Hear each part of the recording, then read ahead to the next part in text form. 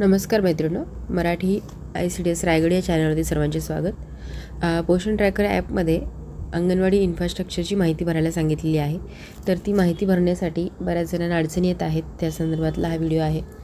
तर पोषण ट्रॅकरचा जो डॅशबोर्ड आहे ते ओपन करण्यासाठी तुम्हाला पोषण ट्रॅकर लॉग इन करावं लागेल. इथे लॉग इन करताना काही जणींना अडचणी येत आहे, तर मी या व्हिडिओच्या डिस्क्रिप्शन बॉक्समध्ये याची लिंक पण पाठवते, जेणेकरून तुम्हाला त्या लिंकवरती क्लिक करून लगेच तुम्हाला तुमचं लॉग इन करता येऊ शकतं. तर इथे तुम्ही तुमचा पासवर्ड टाकायचा आहे, जो तुमचा असेल तो, आणि इथे कॅप्चा तुम्हाला टाकायचा आहे, जो तुम्हाला माहिती आहे.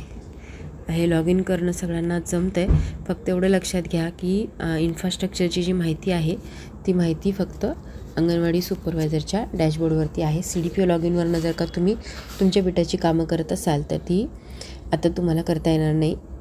इन्फाच्या बाबतीमध्ये इन्फा तुम्हाला तुमच्या स्वतःच्या डॅशबोर्डवरतीच करावं लागेल.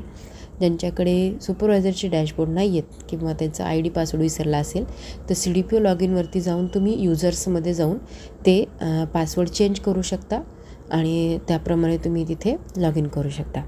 तर आपण कुठे पाहणार आहोत हे इन्फ्रास्ट्रक्चर, तर मास्टर लिस्टमध्ये तुम्हाला हे पाहायचं आहे. मास्टर लिस्टमध्ये गेल्यानंतर इथे पहा येतं अंगणवाडी सेंटर इन्फा, यावरती तुम्हाला क्लिक करायचं आहे. इथे क्लिक केल्यानंतर तुमची इथे अंगणवाडी सिलेक्ट करायची आहे. आता मी याची माहिती भरली आहे, त्यामुळे ती माहिती बघा रेडमध्ये दिसून येईल तुम्हाला. तर तुमची जर का माहिती भरलेली नसेल तर इथे तुम्हाला रिकामं दिसेल. हे दर 3 महिन्यांनी आपल्याला करायचं आहे. आता एक अंगणवाडी दाखवते जिची माहिती मी भरलेली नाही आहे. तर हे पहा, इथे न भरलेली माहिती अशा पद्धतीने येते. आपण ही माहिती पूर्ण भरल्यानंतर बेसिक इन्फॉर्मेशन भरल्यानंतर बिल्डिंग फॅसिलिटी भरावं लागेल. बिल्डिंग फॅसिलिटीनंतर बिल्डिंग रिपेअर भरावं लागेल आणि त्यानंतर इथे सबमिटचं ऑप्शन आहे. तुम्ही जर का एकच ऑप्शन भरून सबमिट केला तर ते सबमिट होणार नाही आहे आणि ते पुढे पण जाणार नाही आहे.